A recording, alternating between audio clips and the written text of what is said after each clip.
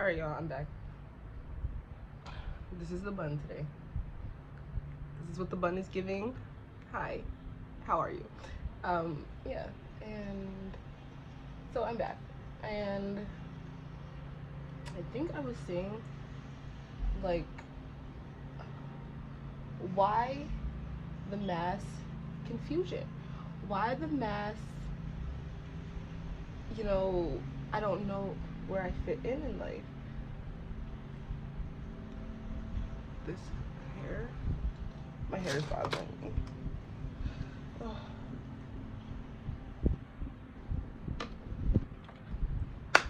And, okay, so get back in the zone because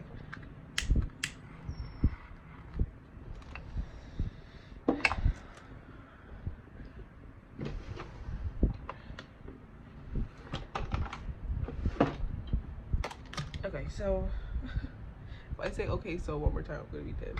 So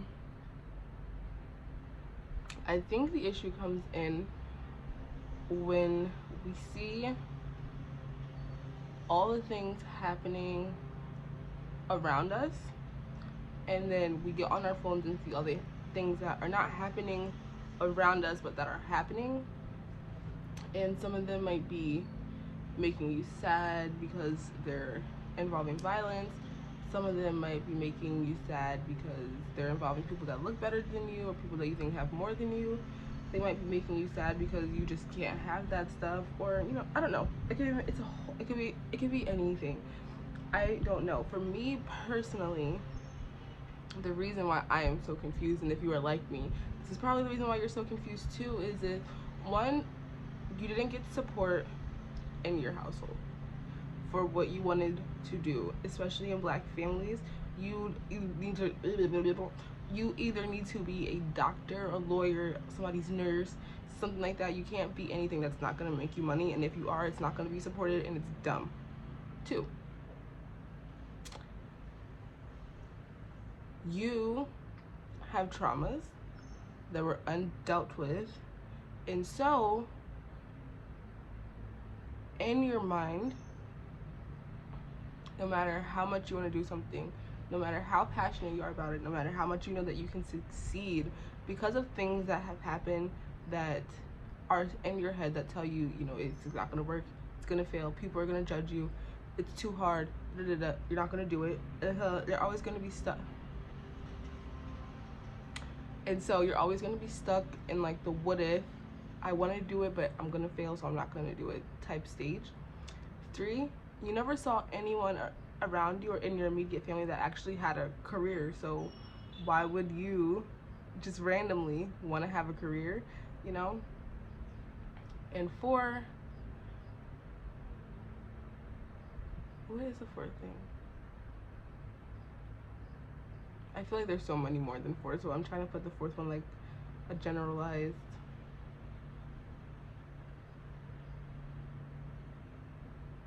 I think four, you just weren't prepared for the world in a way that would make you be able to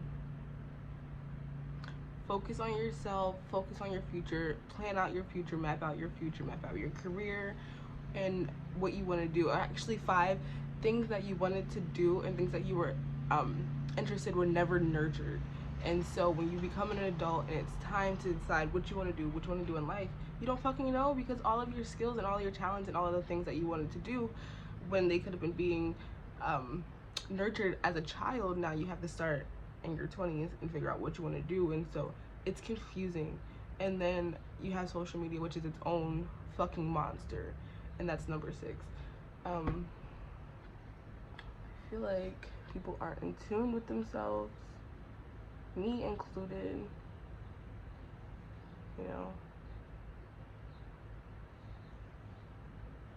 I feel like we're all lost. I feel like people don't want to say it because you don't want to be judged. You don't want people to be like, oh, that bitch over there, she's lost.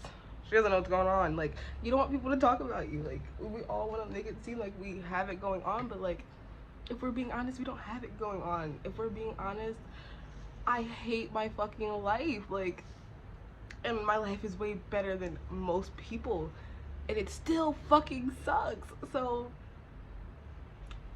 I think like it all boils down to within. It all boils down to you taking care of yourself. It all boils down to self-love and self-care. Um, you know, it all boils down to just focusing on yourself and trying to be the best you could possibly be. In the meantime, oof, I have to hit myself in the face. In the meantime, I encourage everyone to just spend time with yourself. Write. I have multiple journals. I have this one where this is more for my goal-oriented type of things, and this is right on my vanity. As you can see, I'm getting ready, I'm recording, I'm sitting down. It's right on my vanity. I write my feelings out. Purple is about me. Purple is about me, how I'm feeling and doing that day. Blue is about the things that happened that day. And then red is just something motivational that I write to myself, and then I date it at the top. So the date will be there. And something like that to get your feelings out, to de-stress from the day will really help you. Also to keep going over your notes. I mean your goals. And then I have this one. This cute little book. It's so sparkly. Oh, you kind of caught the sparkles. It's so sparkly. And I haven't put anything in here. Oh, yes I have. Oh, this is where I just keep some YouTube ideas. Okay, but that's not what this book is for. This is just an ideas book. Okay, and the other one is my goals journal, and I keep both of them right at my vanity because this is where, you know, I start my day. Hold on, let me see what time it is. It's 1:30.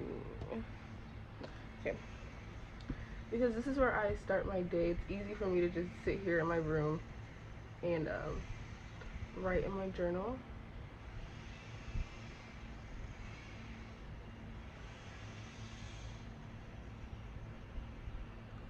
I would encourage you to find what it is that really makes you happy. What helps you, you know, cope with life. What gets you out of bed every day?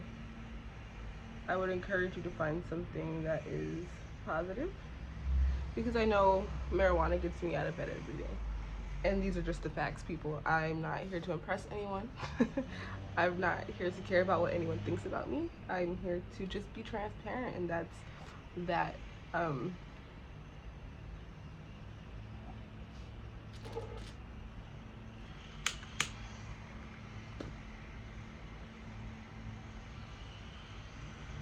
It pretty much is what it is. And me personally, this is something that I struggle with. It's something that I don't want to do every day. I want to just be able to wake before the sun, get my day started, meditate, journal, do my makeup, do my hair, pamper myself every day in the morning. But I can't get out of bed ever. Like today, I'm really proud of myself. I got out of bed like 2.5 hours earlier, like 2.5 hours before I had to leave for work, which gave me time to sit outside with my dogs. It gave me time to drink my water. It gave me time to sit down and do my makeup. It gave me time to film. And when I first woke up, I didn't smoke. I waited a while to smoke. I want to get myself away from this. Now, I don't think smoking weed is bad at all. But I do think it's a distraction. I think it keeps me lazy.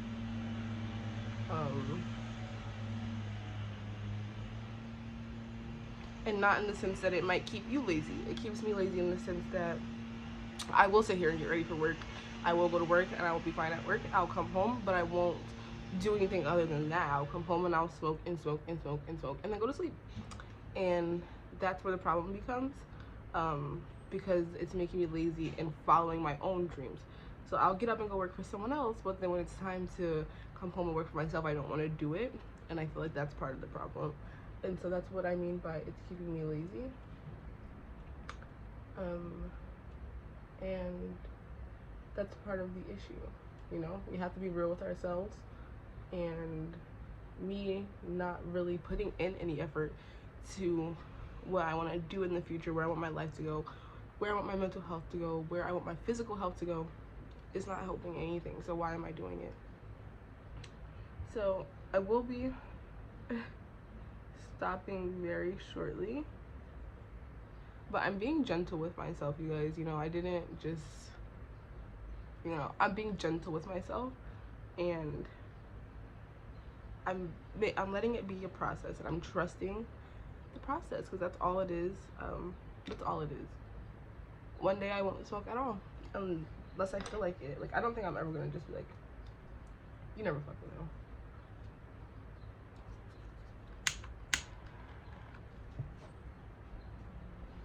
Maybe you will.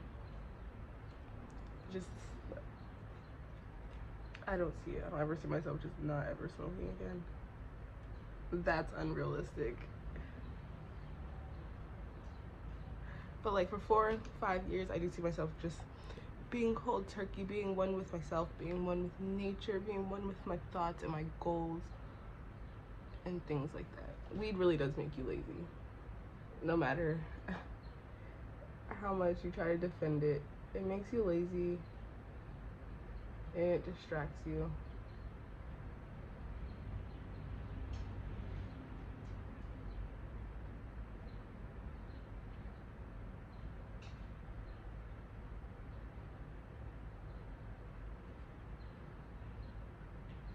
Guys, I'm also done eating meat. I've done eating meat and I'm quitting cold turkey.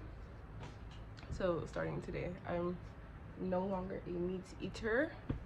And I've always felt this way. Meat grosses me out.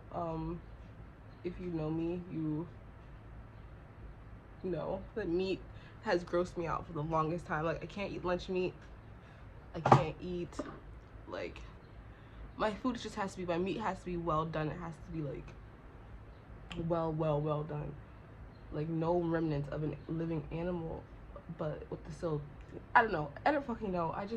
I have like a weird meat relationship, and sometimes I always, like, I don't know, like, it's hard to explain because I've eaten meat my whole life, and so it's weird. But like, I taste the animal. Like, you can taste the animal and it's disgusting, but I've always eaten meat, so it's like, dude, if you make it well done, you season it up real good, listen to me, you season it up real good, I guess you kind of can't taste that it's meat. But sometimes if you don't, you can, like, I don't know if you ever, like, if you know what I'm talking about, let me know. But sometimes you can just taste the animal and it's very alarming. And you just keep doing it because, you know, you fucking grew up eating meat. Who doesn't love fried chicken? Who doesn't love pork chops? Who doesn't love bacon? But it's like, who loves cancer? Who loves killing animals? Who loves, you know, being fat? Like, who loves health risk and health scares? No one. So why are we still eating meat? And so I feel like, for me, that's what did it, you know?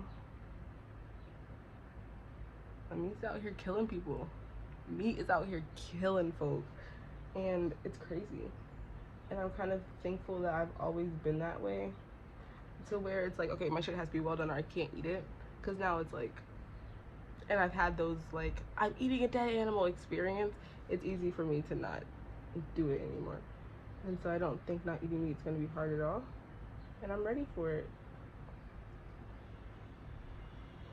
And I feel bad. I'm so sorry to all the little piggies and all the little chickens and turkeys and Cornish game hens, and did I say pigs and cows? And I'm sorry to all those animals that I ate. I apologize. That's terrible. We should not be eating animals.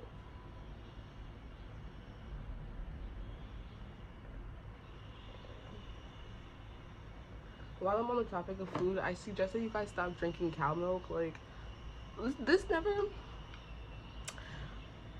think I'm gonna end the video on this note right here, because this is this is my lifelong question, right? Just on like, let me back up. Let me preface this question by saying everything that we eat is bad for us, and it's always been bad for us. But some things, if you just think about, it's like common sense, and so I don't understand, you know, this logic, right? And we're gonna end the video on here. I hope you guys enjoyed this video, and I will see you in my next one. My question is, a mother will carry a baby for 9 months or so. There's some ifs about if it's 9 months or 10 months or whatever. So a mother will carry her child. This mother will produce milk for this child. The child is supposed to have that milk to nourish its bones, to nourish its mind, to help it feel better when it's sick. If you don't know, the boobs can tell if a child is sick, and it'll don't know the word for it, but it'll produce something in your milk that'll help your baby get better, and it can also help adults get better. Okay? When the baby gets old enough to not drink the milk anymore, you stop producing the milk. Why would you give your child a cow's milk? I don't understand why we are drinking cow's milk. If we still needed milk, if I still needed milk at 21, my mother's titties would still be producing milk. I need answers.